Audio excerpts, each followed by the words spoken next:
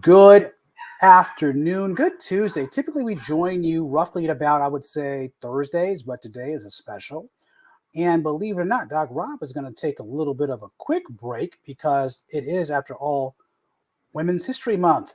And our special guest host will be our own Dallas Clemens, and she will kick this thing off inside of 5, 4.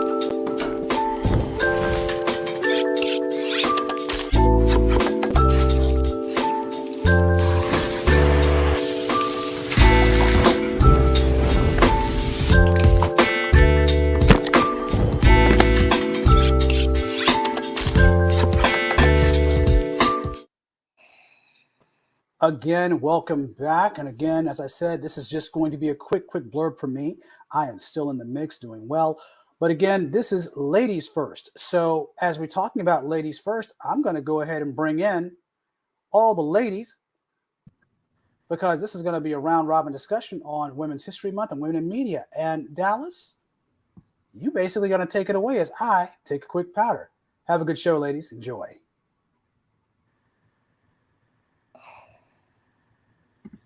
Thank you for that quick introduction, Robinson.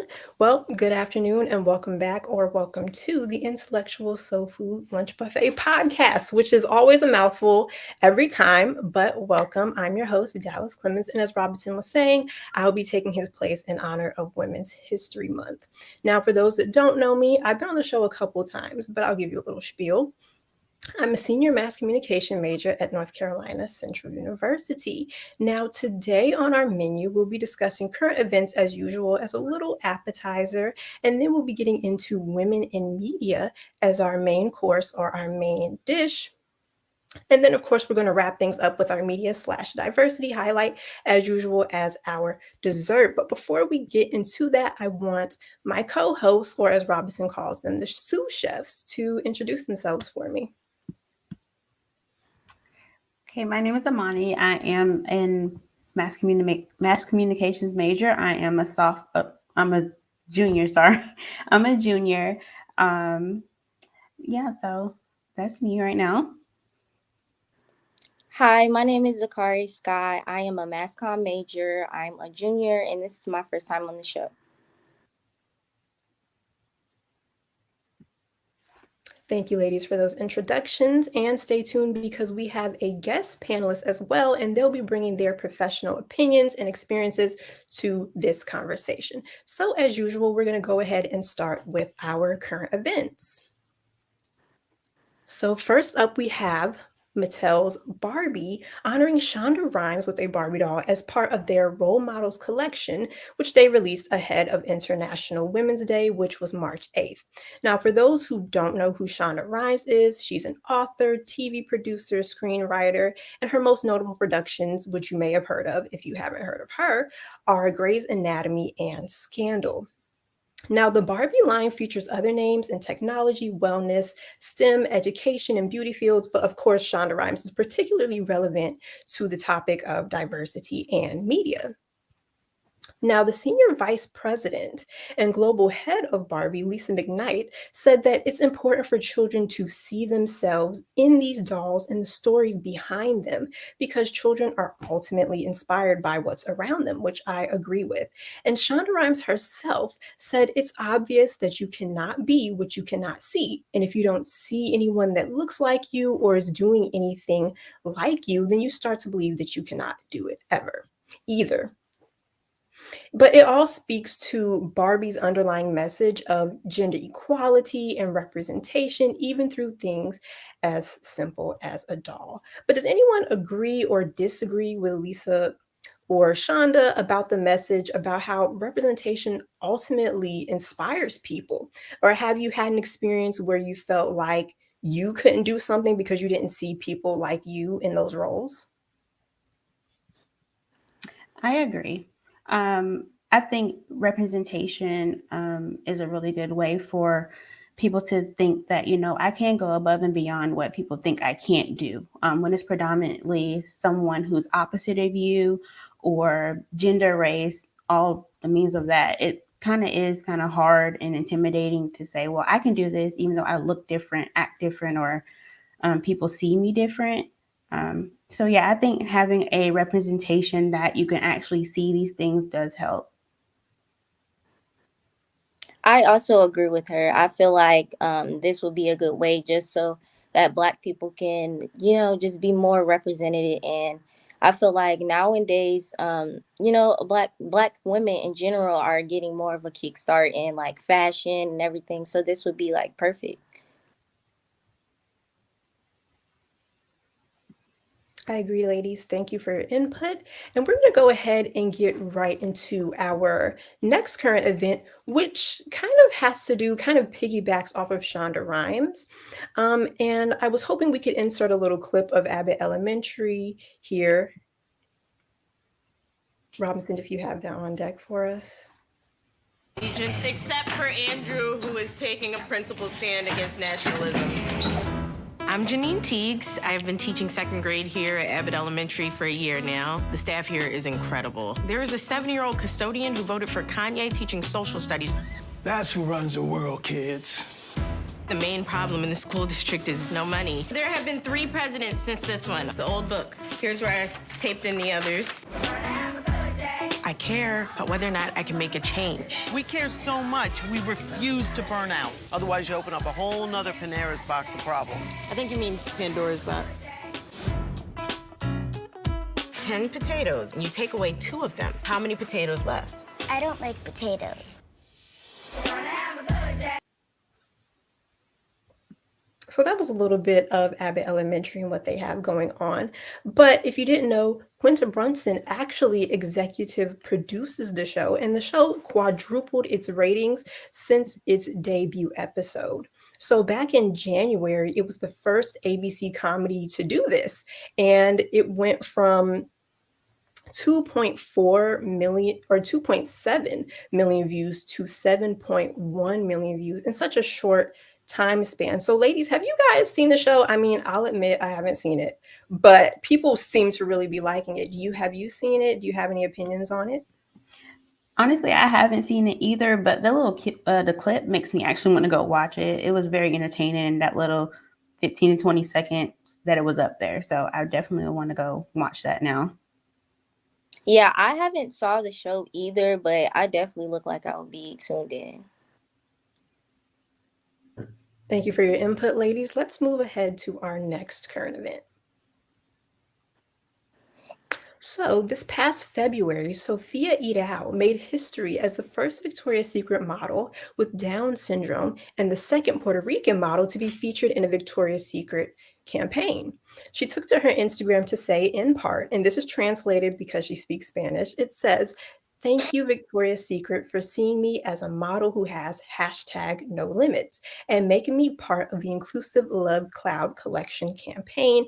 Inside and out, there are no limits." And if we go to the next slide here, we'll see that she has her own campaign called Sin Limites, or No Limits. And it centers on showcasing people with Down syndrome and that they can achieve just as much as anyone else, and that Down syndrome does not limit those who have it.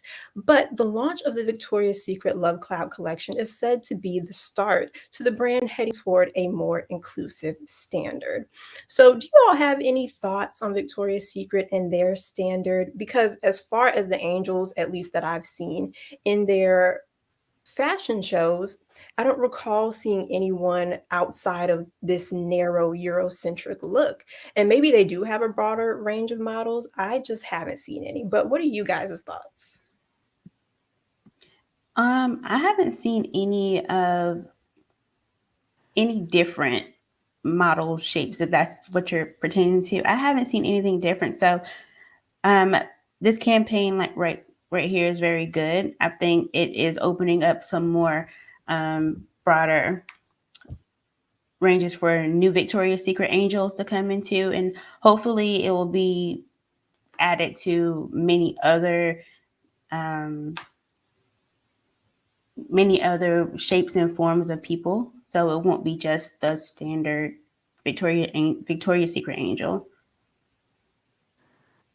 Yeah, I haven't seen any other models as well. So I feel like this campaign would be something big just because it's not too many people like her that's like willing to open up about her disability and everything. So I feel like this would be great for her to broadcast to everyone.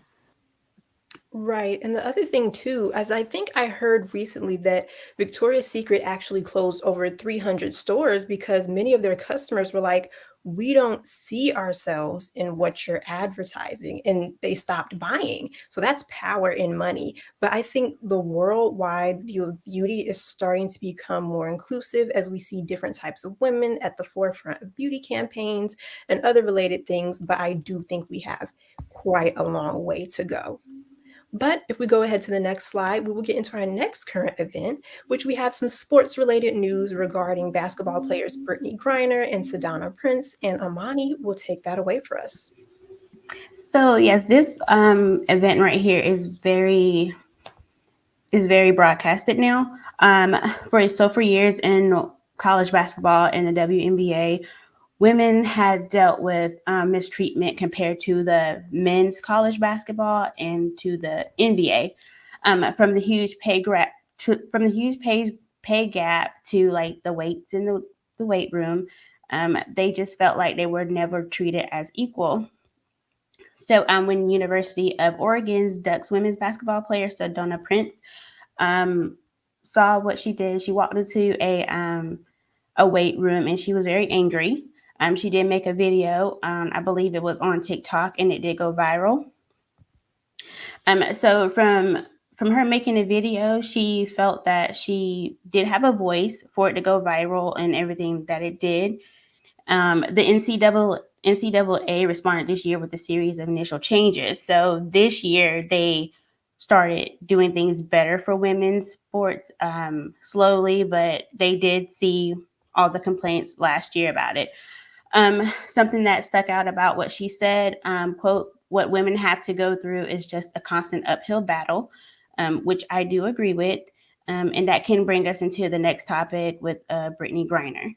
So Brittany is a WNBA All-Star who plays for Phoenix Mercury team. In Griner's offseason, she goes over to Russia to play. And the reason that she does that, and many other WNBA stars do that, is to make ends meet and make more money. So that also touches on the pay gap that they have. So Russian government announced that they had detained Brittany in the airport near Moscow for allegedly having cannabis oil in her luggage for vaping. They detained her, and so the American officers have had not any contact with Brittany so far. It has taken a while for the story to take off. At first, it took weeks before her wife was able to find a photo of her and say, hey, that's her over here. Nobody was actually paying attention to her. So that was a big issue. And a lot of people feel like it has to do with her being a woman of color and her being an LGBTQ community. So the officials announced that she will be detained until May 19th, but when WNBA season starts back May 6th. So there's a lot of issues with that. And I don't know, how do y'all feel about that? Do you think it's because of her women of color, or do you feel like it's because she LGBTQ that she's not getting the push that someone else would to help her get back over here? Yeah, I feel like it has a lot to do with her being LGBT, because I know that like in Russia they're like very religious. So I feel like it has something to do with that, and also a part of the war is kind of like a get back thing. So yeah. Yeah, that's the angle that I was thinking about it from too. Like the timing is just so weird. Like, would this have happened if we didn't have tensions with Russia right now, if everything wasn't going on? But I mean, for me, when I see certain things happening with people of color, with people in the LGBTQ plus community, my mind automatically goes to it's because they're a person of color or because they identify as part of that community. So that's always in the back of my mind. And of course, I don't want to jump to assumptions, but somebody's saying she's political bait, which that makes total sense to me as well. Yeah, that was going to be another question. Do you guys think she was detained because of a political prisoner because of what's going on now? I spoke with someone today about it as well. She feels like if America does go full force for Britney, it will cause more issues and it will actually make her process longer. They feel like maybe Russia isn't really paying attention as much as we think they are to her. And if we might upstir something, I'm not sure. I'm kind of like, I feel like it's political as well, but yeah. Well, I have a question about the topic. What do we think about women? Because I know you're saying that she's in Russia because of like the pay gap here and she gets better pay in Russia. What do we think about women literally having to travel across the world to still not even see anywhere close to the money that men make at home? I think it's ridiculous to go overseas and leave your family to go play for a whole season over there. I think it's a lot because they already traveled during the season here in America all over. So I feel like that's just a lot. Yeah, I agree as well. I feel like it's, we already had a hard time fighting for women's rights back in the day. So I feel like it definitely needs to be a change. Like it's a new decade. Like we're on to new things. You know what I'm saying? So I feel like they definitely need to push more American basketball women, to get paid more, and they shouldn't have to go overseas to, receive more pay. And then I think too, it comes down to the question of capitalism. How can you capitalize off of it? We know that any male sport is like huge and it brings in a lot of money. So that may also be a factor in it. Women's sports just doesn't bring in as much money, especially if they're like modestly dressed. You know what I mean? So let's move right along to our next point. If we don't have any more points for this. Okay. So this is semi-sports related. We have Jane Campion, who is a New Zealand native and a director, and she actually made history to become the first woman to be nominated twice for an Academy Award for Best Director. And she recently won a Critics' Choice Movie Award for Best Adapted Screenplay with her movie The Power of the Dog.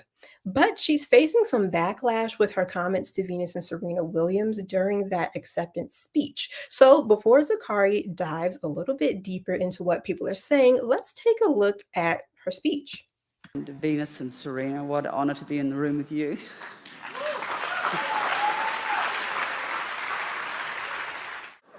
I'd also just like to give my love out to my fellow, the guys.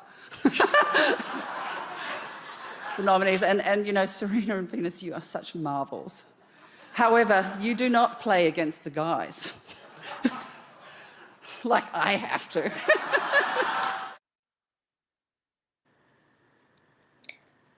So, Jane Campion, like she said, she got awarded for the during the Critics' Choice Awards. She received a lot of backlash from it, really from social media, because as you can see in the video, a lot of people like knew that she was joking about it, but you could see the look on Venus and Serena's face. They was kind of like, what is she going with this and everything? But everybody else was just like laughing about it. And on social media, they just felt like she was kind of being like ignorant and like I guess they were saying like Venus and Serena have the potential to beat men. So what she was saying was kind of like she should not have referred to them in the beginning. So a lot of people just felt like what she said was not necessary and she should never said it.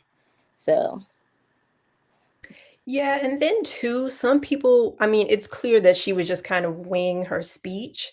So maybe that was part of it. Like she had nothing prepared. So she was just kind of looking in the crowd to see what she could say. But I think, regardless of what her intentions were, we cannot undermine the hard work and dedication that it takes to be, especially a Black woman within any industry. And between Venus and Serena, they collectively have 30 Grand Slam titles. And I'm sure it didn't come easy. And as she was saying, they could probably play against some men and beat some men. But with the last two stories that we've talked about, we see that it's not always easier because you're a woman or because you don't compete directly against the men. Sometimes you have to work harder to prove yourself because you're a woman. But unless we have any more comments, that wraps up our current events. And we're going to head into the main discussion where we'll dive further into the topic of women in media, and we'll bring in our guest for this part of the conversation.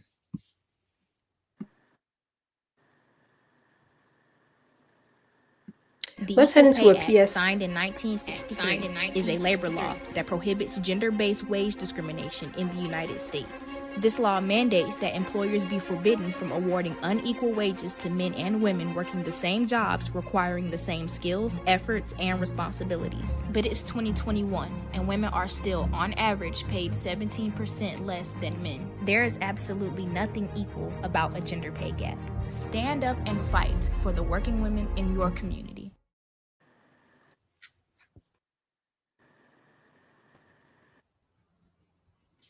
Hello and welcome back. That was a quick PSA, but now we're going to get into our main discussion, and we have a guest panelist today, Miss Jasmine Hall. So before we get into the conversation, I would like to, first of all, thank you so much for being here. Thank you for accommodating all the little things that we had to go through, but I'm so glad to see you, and I'm glad that we get to hear your perspective. So before we get into the main discussion, please introduce yourself for us. Alrighty, well, hi everyone. I always say my name is Jazz, like the music. I feel like that usually sticks better with people. But I am a NCCU alum, graduated from with a mass communications and a concentration in PR. But I currently work at a tech company called Red Hat, which is based, or our headquarters is downtown Raleigh. And my title is I am a internal communication strategist over our global sales. It's kind of a long title, but that's pretty much what I do now. I work from home, so I'm always here. Well, thank you so much for that introduction, and thanks again for being here with us.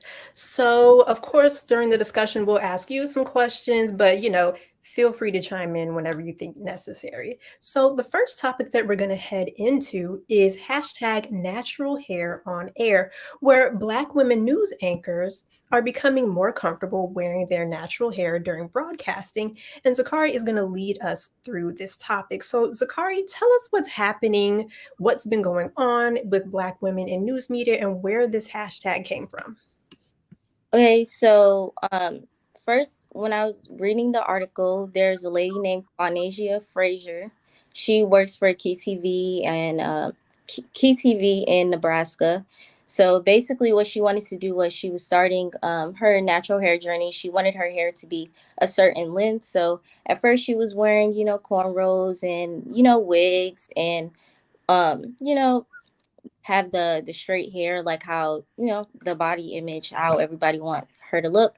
But she felt like it was something that she wanted to change. She wanted to wear her natural hair. And it's very important for her to be a Black woman to wear it out. So she got in contact with her boss, and her boss was really supportive about everything that she wanted to do. However, I know that she did reach out to other news anchors and reporters, and they didn't receive the same they didn't receive the same as her. So what she wanted to do was shed light on it. So she posted something on social media regarding how it's definitely a big difference with Black women wearing their hair a certain way. So a lot of people reached out to her and everything. So she started basically a campaign to help other Black women regarding it. And ever since that hashtag, it's been a big thing on social media, especially Twitter. So. Thank you for that. And I was reading the article as well, and she was actually saying that she was nervous to go on air. But if she had had some sort of image when she was younger, she would have been empowered, like representation on television, seeing people that look like her. It might not have been as stressful of an experience. But I think that's another example of how representation matters. And it goes back to what the Barbie campaign was stressing. It's the nuances and the details that people might not think about. Because we all know that the European look, the thin, tall, lighter skin, slim nose, things such as that, that's the standard. And some women are told that their natural hair would jeopardize job opportunities because it's not only equating to beauty, but professionalism and competence. So I want to ask our guests, as a woman of color, have you ever felt that your natural hair could have jeopardized or been a deciding factor in whether you got a job or not? Has it actually been a deciding factor? And how do you feel it affects your current work? Well, I'm very glad we're talking about this because so many things have popped into my head. So, my mom is West African. Guinea is where she's from. And I always say my dad is your classic Southern country white boy. So growing up, my mom would always say, girl, you got that white people hair. So I never really faced anything with my hair being of what she would always say softer. However, with my sister, who has 4C hair, it was a struggle because somehow, some way, with her even saying, I'm the only person in the house with quote unquote white hair, I was also the only person in the house who knew how to cornrow, who knew how to do Bantu knots, who knew how to actually deep condition and actually how to maintain hair, whereas no one else did. My mom was very notorious for shaving my sister's head because she just didn't want to deal with it. Now, my mom comes from a very old school way back in Africa. I realize a lot in like some Caribbean and African cultures, it's a lot of like European standards is the standard. And it's hard when you grow up and you're like, no, like I feel like our generation, we're finding the beauty in black. Like we're taking those stands, we're having those hashtags. We're like making that a point. Like my sister's 9 years old and she feels beautiful in her hair because she sees people. But like my mom didn't have that. So I struggle with her because she, as a black woman, still shaves her hair because she doesn't see the beauty in that. So I have to still fight with her on that, but have to understand what she's went through in her day. But for me, I have never personally faced it, but it's hard for me because I am quote unquote my sister's keeper. And I had to not only fight, everyone else's and make sure she's always felt built up, but then also kind of fight my own in-home battles with, trying to let her know that, you are beautiful in your hair. And, always asking her, do you like your hair when it's out? Do you like your puffs? Do you like this? And I just remember when I wanted to like lock my hair, like my mom was like, no, like you're not going to be successful. Successful people don't have locks. And I just was like, that's so crazy. Like we're African and like we're saying that but representation matters because to her, she didn't see people with locks successful. But now we're seeing people with locks in these places or people wearing their kinky hair, their afros, and we can see that. And now it's like, well, you can't use that argument anymore. So I feel like what this generation is doing, it's important because again, my sister can see that no one can tell her, you're not going to be successful. You're not going to be competent because of XYZ. You have that representation more and more. And that's what I really I fight for. I have to fight for it in so many different ways, but I feel like it's so, so super important.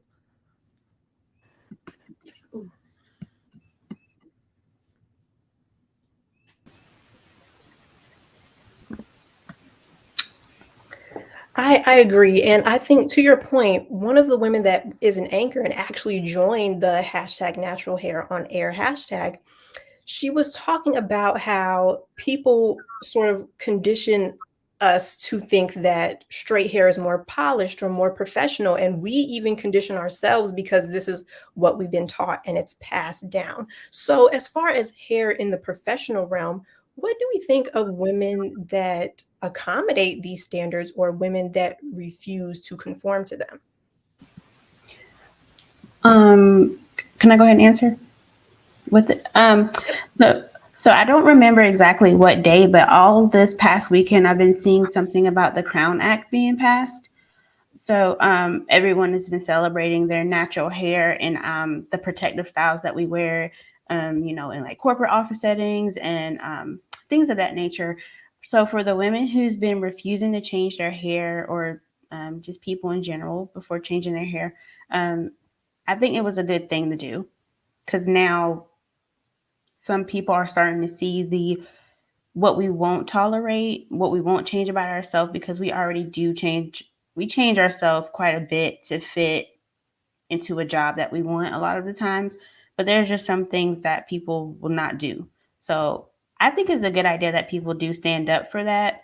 The people that do give in, everyone has different situations, so you never know what they're going through for them not to be able to say no, what they have to do to take care of their family or their kids and everything. So I see both sides, but I do see a lot of respect for the ones who stand up for themselves. Yeah, I agree. I just feel like the way your hair is, it shouldn't define the information that you're handing out. So it shouldn't matter about the way, if my hair is in a twist or if it's in braids, if it's unprofessional to them. But in other ways, I just feel like, it's more important to hand out information to do your job more than anything. So I just feel like they need to stop that narrative, and like I think it's really good that the women is out there like protesting about it. I agree as well. I think it will. I think it's something that will slowly change over time because I think anyone who's scared, it's just anyone who's not, it's just like maybe coming from a place of just being scared, like or just being so used to I have to do a certain thing to look a certain way. So it's like just a little bit of fear, but just the more this movement takes place, and the more people come out and feel comfortable, I feel like people will be like, it's safe for me to do this. Like I'm not just being judged by how my hair looks, like actually the quality of my work and what I'm actually bringing to the table. And I feel like that's when kind of change will start picking up over time. Right. And I'm hoping we could pull the presentation back up so we can see these statistics. But whatever the major news platform is, whether it be broadcast, print, digital, and so forth, we see that men dominate. And overall, women account for about 40% of those who receive writing credits, on airtime, those in higher positions, and so forth. And this is solely along the lines of gender, not even segmented further to include terms of race. So when it comes to the conversation of Black women or women of color, that 40% goes way down to about 10 to 15%, if that. And I think it may be even less in directorial and on the executive front. So, to our professional in the room, what are your thoughts on these statistics? Yeah. I actually was talking with someone not too long ago about the boys club, and before I graduated, one symposium I did with Dr. Rob was about quote unquote the boys club in communication, and it's real. I've been in communication. Well, I've been in corporate for the past 3 years, and even through my internships with different companies, usually your execs will always be men. Personally, I feel very lucky in my corporate experience because Red Hat is very phenomenal across the board. And in my personal experience, from marketing to where I sit now, I've been in a majority women space. But when I go further up into our executive leads, it's all men going down the line. And when I talk to women, I had like an amazing conversation with a woman at my job last week, and she was telling me throughout her 30 years in this business how she struggled with the boys club, fighting to get in, fighting to get her point across, fighting against mansplaining. I seek out, I have a few of my cousins who I look towards as role models, and I hear them like when they are on their Instagrams complaining about, how this guy mansplained today over an email. And sometimes it's very complicated and it's frustrating, especially as a woman. And again, these numbers aren't even breaking down like down to race, because it will make you even more frustrated as a woman of color. But the boys club is definitely something that it's going to be there, but it's when you prepare for it. I kind of went into my career kind of prepping and knowing, okay, this is going to be a thing. But especially in the sales world, I kind of usually try to steer clear. But you deal with a lot of energy, toxic masculine energy. Whatever I'm saying is clearly more important than whatever you're talking about, even though you're usually coming for me for help type of energy. But I just feel like when you come into your professional world, learning to navigate these personalities, learning not to take things to heart, but also learning to stand up for yourself, and learning, like, one of the biggest things I had to was I was a little nervous breaking in, because like I'm fresh out of college. I kind of want to be on everyone's good side, but my manager, she sat me down one day and she was like, Jasmine, don't be scared to say no. She was like, and sometimes people will know you're fresh out. They know you're ready for opportunity. They know you're ready for like a project. Don't be scared to say no, because people will take advantage where they can. And I work at Red Hat, which is a really great company. And I know some people have it crazier, but there are some people, and usually men don't, like, they definitely have a very much assertive attitude and will definitely try you in spaces. Luckily, I'm a very aggressive type of person myself, so but you kind of need that energy. Like, even if you feel like you're a wallflower or you're very passive, like, you kind of need to develop this tough skin to like be with them. And one thing I will say that I learned in the symposium that was very useful was, if you still have time to have an elective in gym, take golf, because being able to play golf is actually will be very like a I don't know, like a secret weapon, because again, men will definitely kind of not take you seriously simply because you're a woman. So having that little pockets of like, yeah, I have that same expertise as you, will always like kind of make them take a step back sometimes. And unfortunately, we as women, we have to figure out these tricks. It's not like you just can't take my work as for what it is, like a man, but learning those things and passing them down, I think, is kind of how we as women build each other up and make sure that, we're just passing down these keys to, create our own women's club.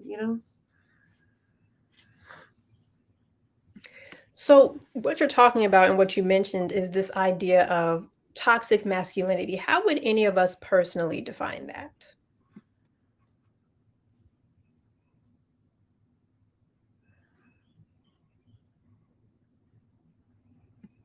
Anyone can take the floor.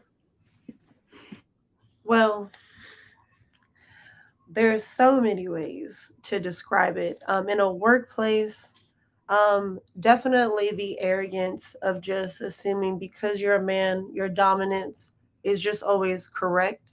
Um, over speaking a woman, not listening to the actual, like, what she's actually saying, or simply a woman explains herself and the mansplaining is very irritating.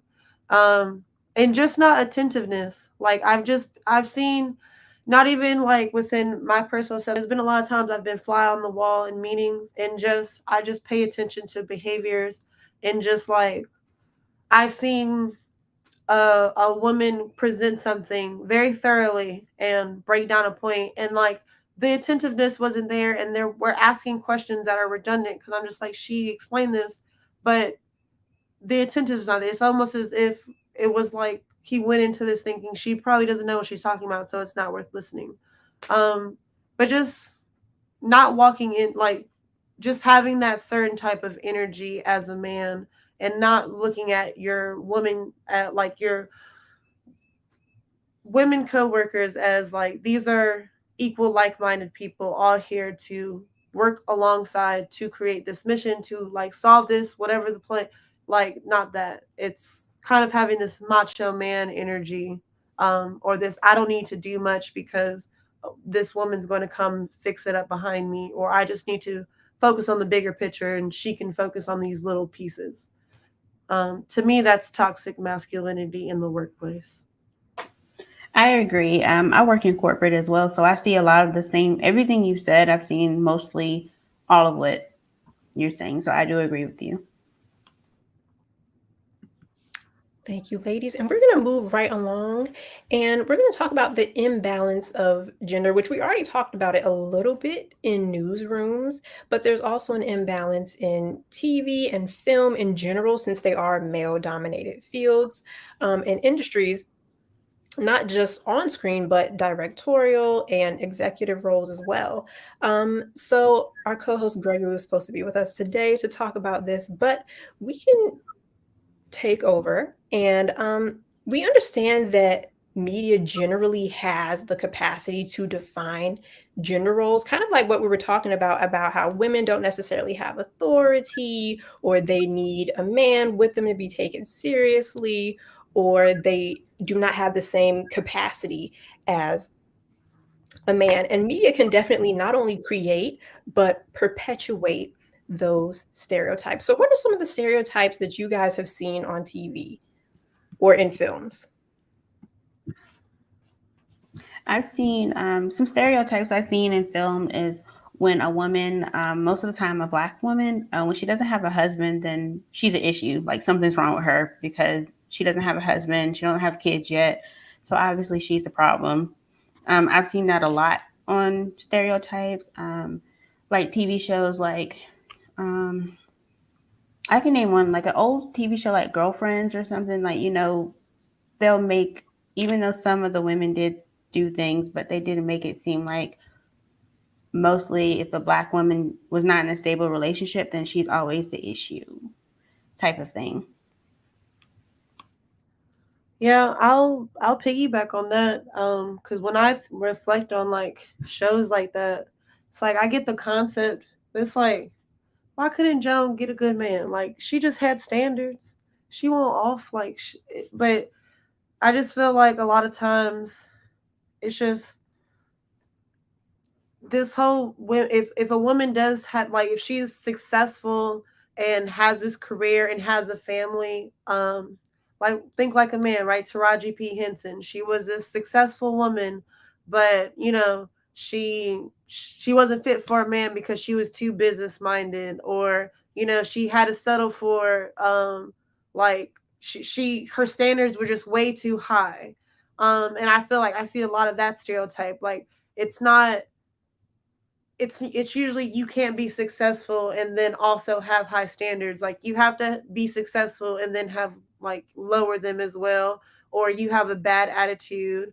And it's like, if you are the woman with the family, then you are the stereotype where like you are overstressed and you're not happy. Like, it's just very rare where I see a woman that like does have it all, where the franchise of Blackish is questionable, but I do like the role of Rainbow, where she does look like a woman that has a well-balanced life of, she's a doctor, she has a stable, healthy relationship, and she has good kids, a good home. But it's not a lot of characters that I can say are like that. It's just two extremes. Whereas you see more men that have, it's very easy for them to have it all. Right. And as we saw on the screen, there were some films and some TV shows that actually defy gender norms or stereotypes that we have in media. So, as you see at the bottom left, we have I Am Jazz, which is about a transgender woman. And then on the bottom right, we have Dickinson, which is about a lesbian. And of course, we all know the Mulan story and Hunger Games about headstrong, powerful women, and as well as Wonder Woman, and then Hidden Figures about real women that are trailblazers. So Justin Reed said he agrees. So let's move on to talk about Black women showrunners and how having different women and different people behind the scenes can translate on screen. So, first of all, a showrunner is somebody who has the overall creative authority and management or responsibility for a TV program. And these women are taking on big roles. So, of course, we already talked about Quinta Brunson and Abbott Elementary. She's also one of the iconic faces of BuzzFeed. She writes, she produces, she's a comedian. In the middle here at the top, we have Ava DuVernay, who's a filmmaker. She's behind the iconic Selma, When They See Us, 13th, A Wrinkle in Time, and of course, some other faces, some other familiar faces as well. But before we get into our diversity highlight and wrap up for the day, I wanted to ask you ladies, when you are watching a TV show or a film or anything of that nature, and you know that it's directed by a woman of color or a Black woman, do you feel like there are differences that you can see as opposed to if it was directed by a man? Oh, 100%. 100%. I love all of these creators. I watch all of their shows. I remember when I was watching Bridgerton, I was like, this show is like abnormally diverse for this time period. And I was like, then I like looked to go see who created it, and I was like, oh, it's Shonda Rhimes, of course. Like, I can tell the work, like from just seeing it, and it's like great, but it's like you see, it's like why isn't this more like, to me it was just so weird that I was like, this is really well diverse. Like, who is doing this? But then it clicked because I'm just like, this makes sense because I don't really see shows like this that aren't like, the best diversity usually come from Black women creators. And I usually say heavy on Black women creators because some like Kenya Barris, like I don't know, some people like that, Tyler Perry, to me, they're very high profile names, but they don't do the best in the best representation. But like when I see all of their work as women, it's just so wonderful. They open up different avenues. They take like what I would say these are like regular white space shows, and they say, you know what, we're going to create a Black version, like Issa Rae with that reality TV show. I forgot the name of it, but I did remember watching it, and she was like, I was just, I wanted to watch a reality TV show where it was just Black luxury, Black people just living in luxury every episode, and that's what she did. And I remember I really enjoyed that, and I just like the fact that they're like, you know what, I like seeing this on TV, but like, let's make it Black, and then let's make it good, and that's what they're doing. And for us to talk earlier about representation, like not only are they representing us, they're creating these contents, they're doing it in a fantastic way. Because I think it's more than just, putting something on a screen, like putting something on a screen that matters, that you can be proud of. Thank you for that. And we had a question on the screen earlier that said, do you think that Hollywood is more likely to put women, I'm guessing women that are not Black, in positions of showrunners compared to Black men? And this question's for anyone. Women that are not Black for Hollywood, yes. I feel like Hollywood would try to change a lot of the Black woman's original script. That's my opinion. I don't think it would be as diverse as they would have it originally. They'll always try to change something.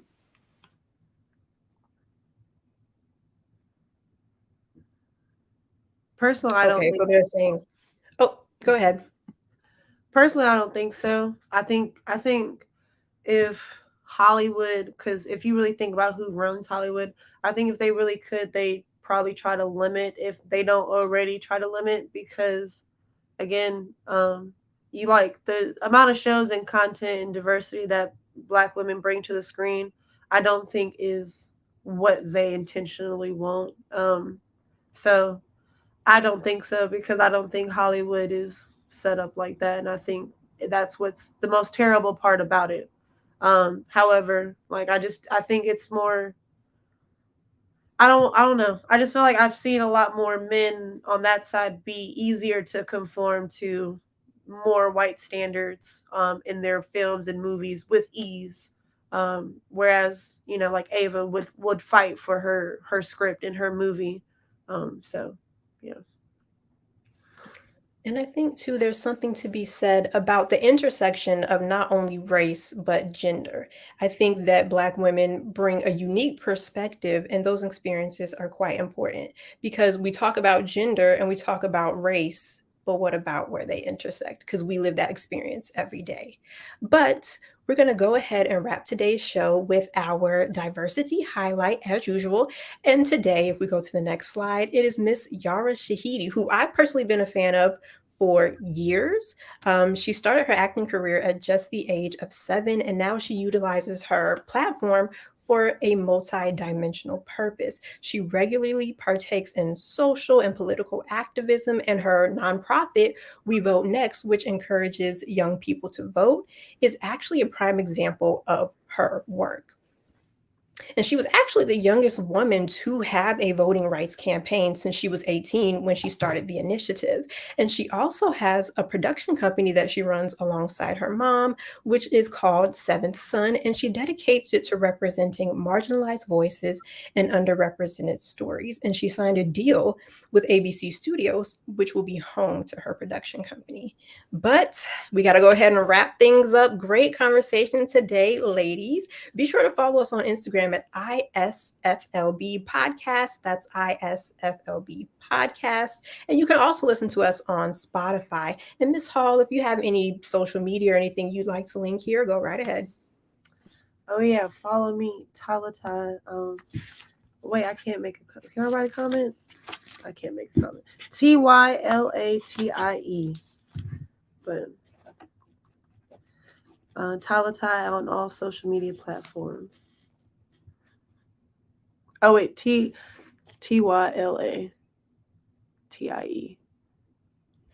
Well, there you go. Somebody take a quick screenshot and make sure you follow her at those socials. So once again, thank you so much, Jasmine, for being here. It was a pleasure speaking with you and hearing your perspectives. And thank you for taking the time out to be with us today. And of course, thank you to my co-hosts, or as Robinson likes to say, the sous chefs, for helping me carry the show today. This has been the Intellectual Soul Food Lunch Buffet podcast. Once again, that is a mouthful, girl.